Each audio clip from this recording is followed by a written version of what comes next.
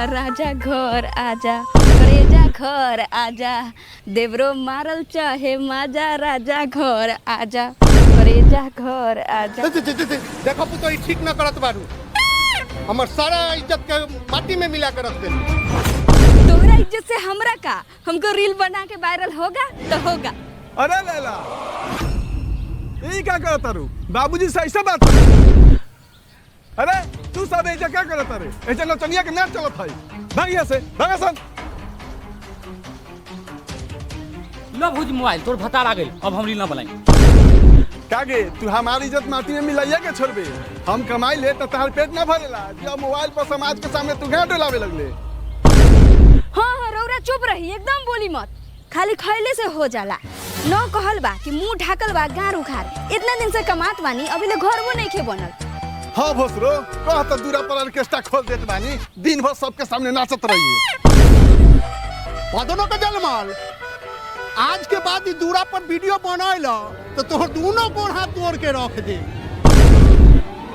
ए ससुर जी, जान से मार के बोलिए ना तो मुंह पर ऐसा बात के भागेंगे ना कि जिंदगी भर फकरान महकेगा। ए मौगाबा, तुम सुन रहा है? तुम्हारे सामने क्या क्या बोल रहा है? तुमको शर्म नहीं आ रहा है तो मर जाओ, मुंह में नाक डुबा के। हम कहला मरे, बोला तो आपको ना है, लेकिन टेंशन की कोई बात नहीं है। मेरे पास एक सलूशन है। कहिए तो इसको जान मार देते, ना जान मार देते कि सारा झंझटे खत्म हो जाए। ओकरा बाद दोसर बियाह करब आ दोनों प्राणी टांग चियार के सुत।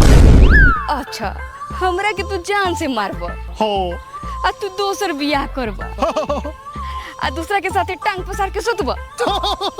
तो सुन, अगर जे रौरा दूसर मौके के साथ सुतम तो हम रौरा मुंह में अरे बाप रे बाप, अगर इतनों पर तोरा के ना पीटब तो हमारा समाज में महंगाई वाला ठप्पा लग जाएगा। तोरी बहिन करके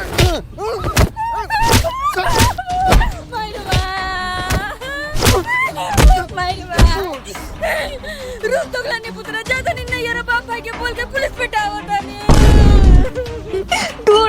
तूने तुम्हारे फुरबादे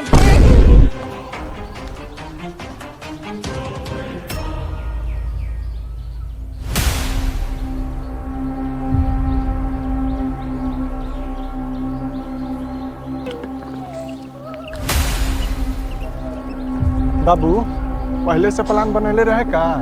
लागत तो बा